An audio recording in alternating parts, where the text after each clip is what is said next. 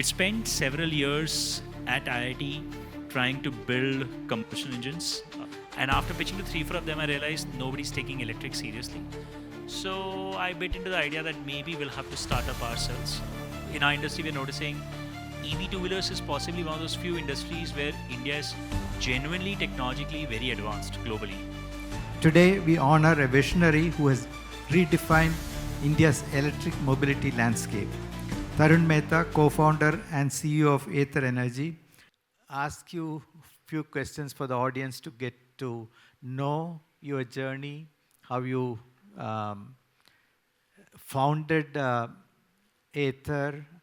By the way, his alma mater and my alma mater is the same, IIT Madras. So it's wonderful to see him getting, Tarun getting this award. So from IIT Madras. Some would say there is a bias, given that last year also it was IIT Madras. Well, that's an interesting observation. I hope. Maybe I should now recuse myself from the jury now. Right? Anyway, so how did the journey start from IIT Madras, right? That's where I think you met Swapnil, the other co-founder.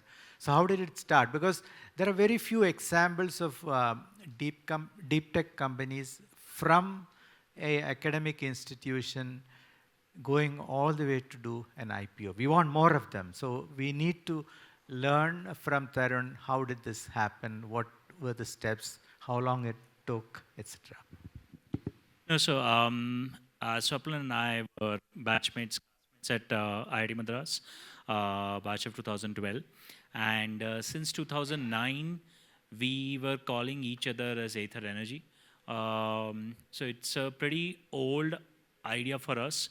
We wanted to always be in the energy space, build in the energy space.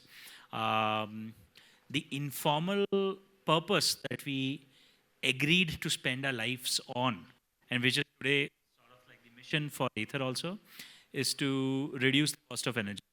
So we always wanted to work on areas which support that mission, reducing the cost of energy. We'd spent several years at IIT trying to build combustion engines, high efficiency combustion engines, couldn't productionize them. Sorry, I think we had spent a few years in campus trying to productionize high efficiency combustion engines, not successfully though. And but the idea of working in energy space kind of stayed with us. So even though we took up jobs out of campus, within 6 months the itch was very strong. We wanted to come back and do something in the energy. Luckily for us, in our final year, IIT, we had learned how to file patents in our final year at campus somehow, and we'd filed a bunch of them. And one of those patents that had matured over the years was over the last few months was battery packs. So we went back to our professors at IIT Madras, and we told them that, hey, we have this cool idea for battery packs and chargers. We think they can be very relevant for upcoming wave of electrification. And electric seems very real. Look at what's happening in China. Look at what's happening in US. We don't know if it's a startup or it's a cool technology project. Either ways, we want to work on it. Can you guys help? And I think that's the first big help that came out of IIT Madras. Those two professors said, please just leave your jobs. It's incredibly rare for us to meet engineers who after graduation from here still want to do engineering. So if you do want to continue on that path, just leave your jobs, come back. We'll figure out your hostels, we'll figure out some basic accommodation, and we'll open up the entire department to you, which they did. So for about a good 10 months, we were in this limbo land. We were not students, we were not formal project or office bearers, and we were not even incubated.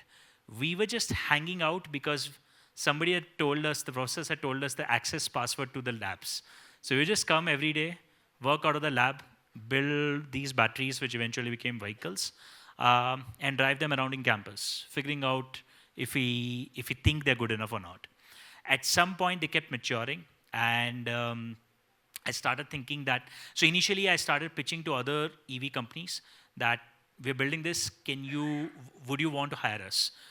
We can come start your EV division. And after pitching to 3, 4 of them, I realized nobody's taking electric seriously. So I bit into the idea that maybe we'll have to start up ourselves. And once again, campus kind of played a big part. Professor Ashwin Malingam, MASH, I met him once while walking around in campus. And he said, hey, we are starting this incubation thing now for students and ex-students. If you're really serious, why don't you apply there? We'll give you some money also. So I think we were one of the first applications or one of the first startups, student startups to have been incubated there. That got us 5 lakh rupees, that got us a small office space. And then we took it more seriously. So now we knew we are committed. We spent a year in that incubation.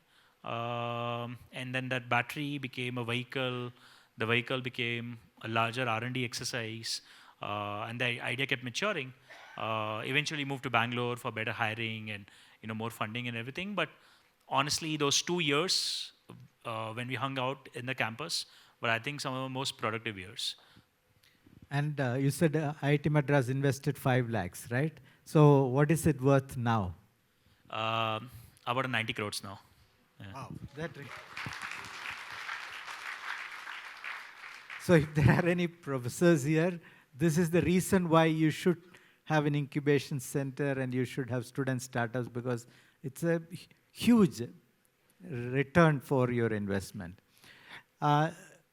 You moved to Bangalore. I'm going to skip a little bit and straight come to the IPO.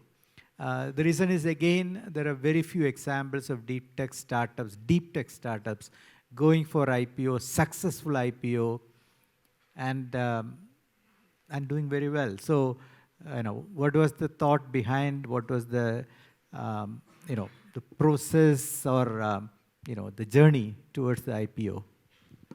The IPO is nothing but the last fundraise that we have done until now. The journey of that has been a very long one, almost a dozen fundraise events over the last dozen years. I think honestly we've been incredibly lucky. It's unbelievable how fortunate we were to find the capital that we did when we did from the people we did. So for example, the first capital after the 5 lakhs from IIT Madras came from an alumnus, an alum V. Srinivasan. And again, I will have to thank IIT. I was literally walking the road. I was walking in front of CSR? No, what is that big auditorium? Not CLT, the big one, the fancy one. Yeah. CLAT or something. ICSR, I think ICSR. I was walking in front of ICSR and I saw a notice there that V. Srinivasan, this famous founder from Silicon Valley's, come to meet founders and give a talk. It was early for lunchtime, so I just walked in and nobody else come to meet him. I was the only founder. So I pitched to him and he really liked the idea, walked back with me, met the professor, and he said, well, that's really cool. I'll invest $50,000. Honestly, that really made us survive. Sachin and Binny Bansal came in. I think this was the first meaningful angel check. I don't think they've invested in too many hardware companies before. Tiger Global invested, which was also incredibly an exceptional thing. So fundraise has been a difficult journey, as I think it's the case for most deep tech, hardware, and R&D heavy startups in India. But I think we were lucky. We were able to go through that journey, find strategic investors, angel investors, eventually private equity, sovereign. Listing was incredible experience. I highly recommend IPO experience to everybody here once in a lifetime. If you have the option, please take that.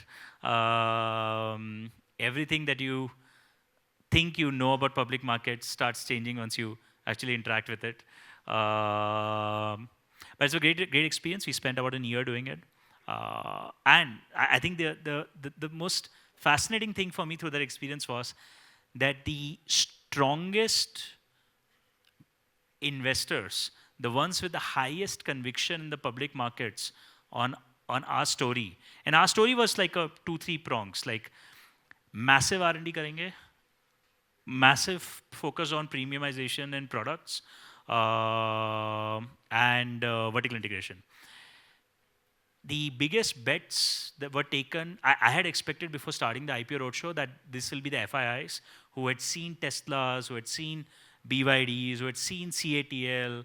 BYD had like 1 lakh engineers. They would get this story. I think we had one FII, one investor in the IPO. All the money was domestic.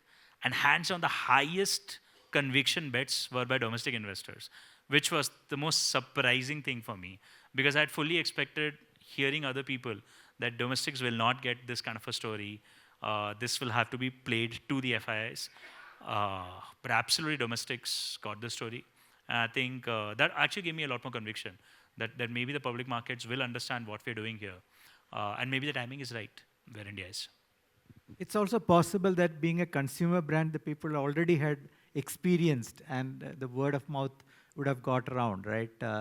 And I also feel that IPO, of course, is raising money, but IPO is also a brand building exercise, right? So I'm not surprised that the consumers and many of them probably would have been the retail investors also picked up this opportunity very. I had so many people message me during the IPO that we will invest just because we've been waiting for you. We've been rooting for you guys for so many years that we just want to support the IPO. So we will also put in 50,000, 1 lakh, 2 lakhs. A lot of retail folks, I think, came in that way. And I could see the messages even later. But no, honestly, even more than the branding aspect, I think the surprising thing for me from domestics was when we would talk about the model and how we're thinking of investing in the future, I honestly expected a bunch of pushback whenever I would talk about R&D investments because R&D investments are quite substantial.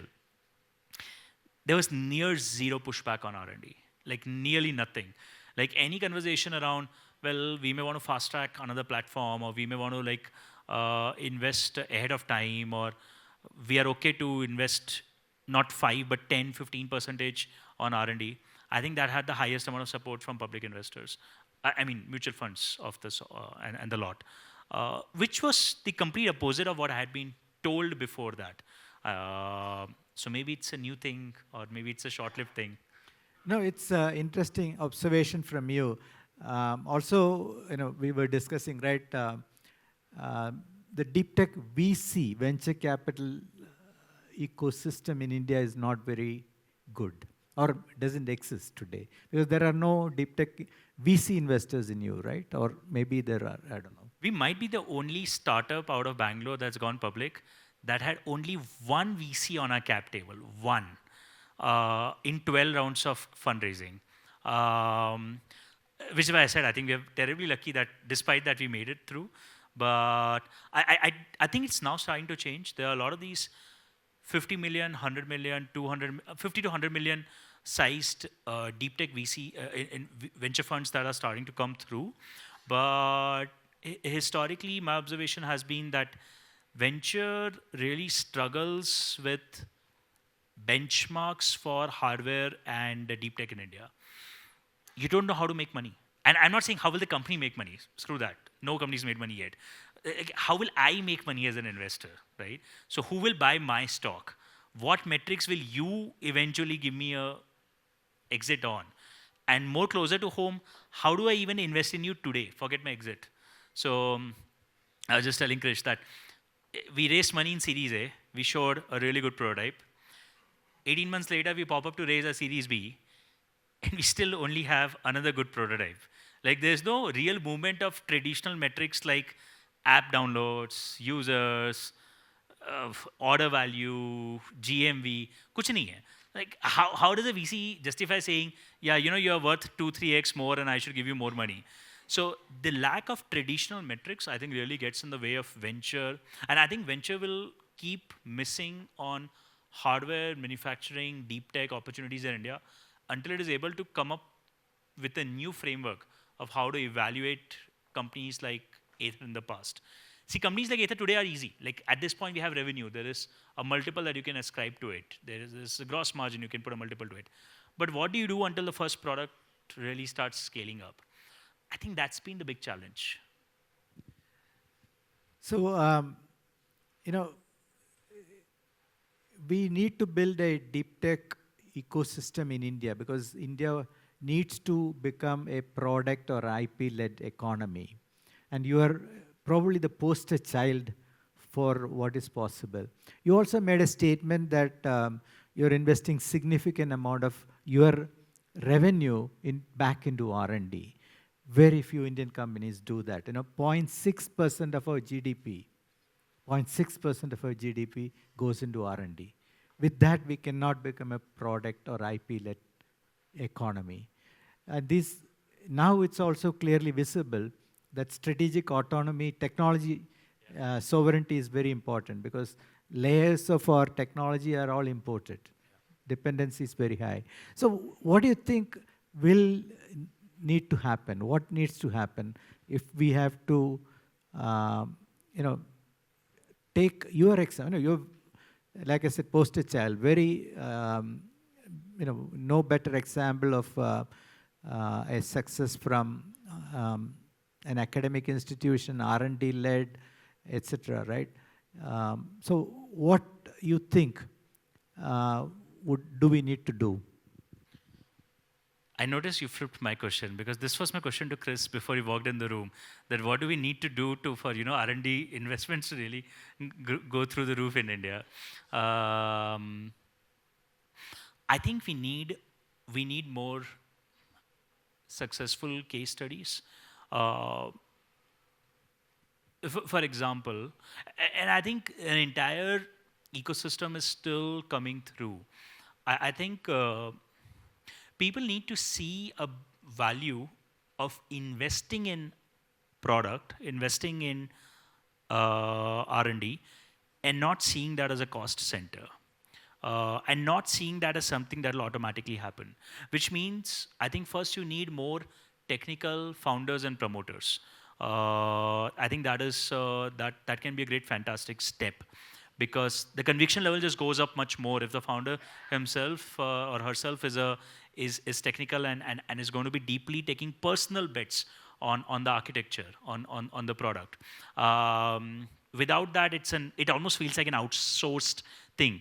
And if it feels like an outsourced thing within, then it's just one step away from you saying, well, I will actually outsource it, right? I'll actually just buy the IP from somewhere else.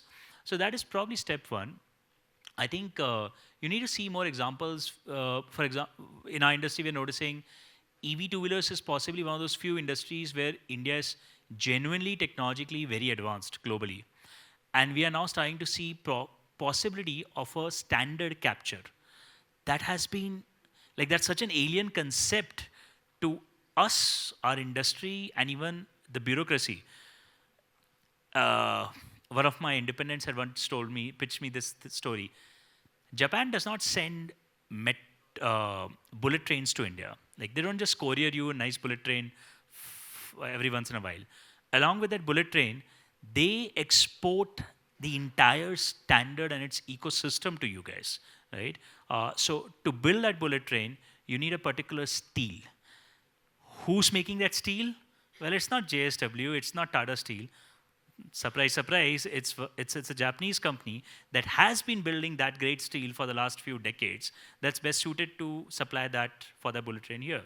Who's building the windows for bullet trains, which will be hermetically sealed at that speed? Surprise, surprise, it's not probably Saint-Gobain, it's probably, again, a Japanese supplier. And it's not something evil by Japan. If you're building it there, it's only your suppliers who are following the standards that you've defined. And you will not just tell India that, hey, why don't you also build high-speed trains? I encourage you.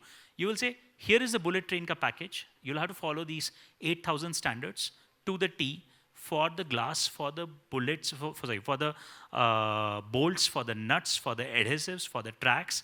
You follow all of it. You follow this process and this sequence. Boom, you will have a bullet train. And everything gets then exported, not just the product. I think there's an opportunity. I think we need to learn as a country. And we need to talk more about it.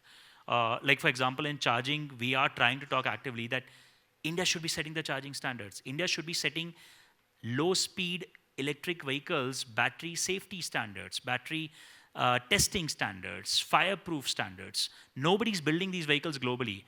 We can't follow the standards of cars. So if we are anyway setting those standards up for ourselves, because we've got to test, we've got to produce them, make that a damn international standard. Take that to IEC. Let's build the muscle to start telling the Western world that if you want electric scooters tomorrow, if Mexico is going to have electric scooters, which it's going to have, no point of you trying to come up with everything from scratch. Here is our entire package of 2000 standards. Adopt it. And standards are preceded by IP. And IP is preceded by R&D investments. And to do that R&D investments, you need to have engineers. So I think we need a lot more conversation and just like a lot more familiarity for a lot of these concepts for businesses to feel comfortable that, yeah, if I put money, I will get that as an end outcome. And then, if I'm a charger manufacturer out of India, it's not just India that I'm going to be exporting to. Following that standard, which is adopted in 18 other countries, I can export everywhere because we are from the mother country, right? India quality charging standards, if that is a standard followed by everybody, is going to be the highest quality standard. I think a lot of these things have to fall in place over the next decade. So the industry has to come together, right, and support building these standards and making sure that we from India then become the standards body for the rest of the world. Yes, and I also think there's a role of PR and advocacy here. I think honestly, forums like these and others, like what I'm talking about, I think we need to talk a lot more about it for us to feel comfortable thinking about this. It is surprising how much of this is, okay, I'll give you a start. Ather had 300 engineers and great engineers in 2021. And we were filing 20 patents every year. Why? Were we less innovative? Were we less creative? Ather has maybe about 1,000 engineers today. We'll be filing about 300 patents now. So has every engineer become far more innovative, creative?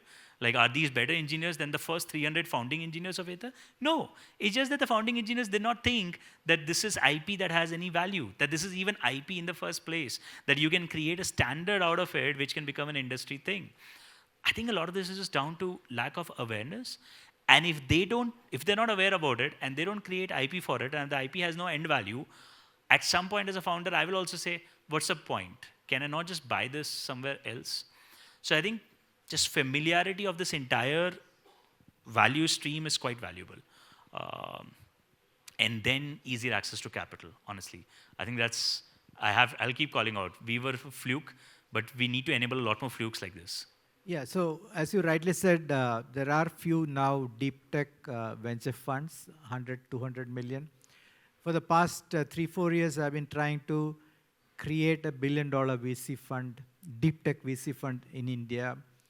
Then we approached the government because we were unable to do that. It's just not one person trying to do it.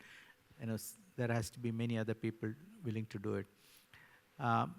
And surprising for us is we asked for a $1 billion VC fund from the government. The government came back and created a $12 billion VC fund. That's the RDI fund. So hats off to the government. I just want to ask you another question. During this period of startup to IPO, did companies try to acquire you? How did you walk away from that? M&A would have been easy exit for the founders. What was your vision of where you want to take it?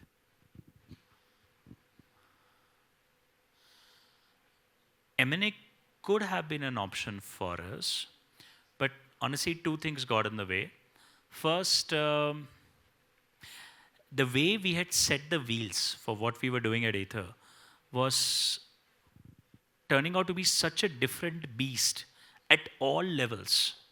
The brand, the target customer, the distribution channel and its cost structures, the marketing appeal, the entire supply chain, the selection of suppliers, the investment required in R&D, and the kind of talent, the HR practices, even the org structure was so incompatible with everything else in the industry, that I think we had just set ourselves up to be really poor integration at the end of the day. Even if somebody had tried to acquire us, I think it would have been one of those classical boilerplate cases of, poor absorption in the mothership. So that had sort of happened because of the way we had innovated on so many fronts. B, I don't think we had a good M&A offer at any point to begin with. I think the value of Ather was discovered so slowly that it was just never worth it. You surprised everybody, right? Yeah. So Vijay, I was thinking about it. As a public company CEO, can I even say that? So I was thinking for a minute about it. But like academically conversation came up. Okay, if one of our investors had once asked us, okay, if an M&A thing is on the table, at what value would you want to, possibly sell and move on? I said, first, listen, I will have to be honest with the buyer. If you're buying this and if we are going to be stepping out, I don't know how this entire value continues. But let's say you have an answer for that. Maybe this dollar value, right? And the reality was like 1/10 or 1/20th the value. I was like, there's no point. Like, we'll just. And anyways, even if we sell this, what are we going to do tomorrow? We probably just want to do the same thing. So why go out, lose this platform, lose this leverage, and do it again sitting outside? For a little bit more money, doesn't seem worth it. So we stayed put. In this journey, did anything surprise you? Anything, or maybe a lot more surprises, right? Every day is a surprise. How was the overall experience? And how did the family all take it? So first on surprises, I think the initial surprise for me over the first 5-7 years was, I had expected when we started this that we are going to have a talent base that's inferior. And for a while, in fact, teams at Ather know that every year I would make a 10-day pilgrimage to US, mostly the Valley, but also a little bit in New York, Detroit. I would try to go there, hoping to meet people, because the mental model was that, well, those guys are smart, right? We are not going to be that smart. Otherwise, we would have had a Tesla. Right? As a recent college graduate, that's an easy assumption, right? Like, the reason we don't have a Tesla is because we're not smart enough to build a Tesla. And then I kept meeting people there, and I realized, like, there is zero difference in the talent quality. How is it that we don't have a Tesla or we don't have an Apple yet? Then I changed my mental model. I said, maybe for engineering we are good enough. I think our design and product talent really probably sucks. I think we don't know how to build good products. And I think over the last 5 years, I've generally come to a conclusion that that seems like an incorrect assumption too. So that was, I would say, one of the more enduring annual surprise for me. And I think I've just put this down to, I think we can just do it. I think it just boils down to, nobody's probably tried doing Maybe a lot the of these capital, things. I think capital, that's what I said. Like, I think capital has been a historical problem. But once you get over the initial burn phase, like now, I'm asking myself, why can we not do an Apple-like event? And the answer is, I honestly don't know. I think we can do it. I think we should just try. Why can we not put out a really, really intuitive experience in a product? Is the Indian consumer saying they will not buy it? We've tried selling it 2x the cost, and we've succeeded. So the Indian consumer is also saying, at least in our industry, मैं खरीद लूँगा. So I think a lot of these things have been surprises. Particularly the talent part, I think, was a big surprise for me. Because I kept going to Valley for many years thinking that the talent bar there, at least in our industry, would be much higher. It really wasn't. I can't probably speak about software because we weren't hiring big on software back in the day. But at least in hardware, power electronics, and particularly mechanical engineering, I could see any difference. So time is up. Any last word, any message to this audience? You know, these are all from your industry. Anything you would like to leave them with? Not a new message. I think I'll only speak what Ather's always stood for. Please continue betting on the Indian consumer. I think it's still, I think still too few companies are really betting on an upgradation of the Indian consumer. We are still going where the ball was, which is entry products, entry markets, while with rising purchasing powers, people are going in a very different place. So please bet on that. And with everything that's happened in the last 1 year globally, I think investing in R&D remains a phenomenally great bet in India. So if you are building in our space, in the EV space, in the mobility space, I think that still continues to promise a huge dividend for companies willing to take that bet. So thank you, Tarun, and congrats again, and all the best for you Thank in the you. future. Thank you.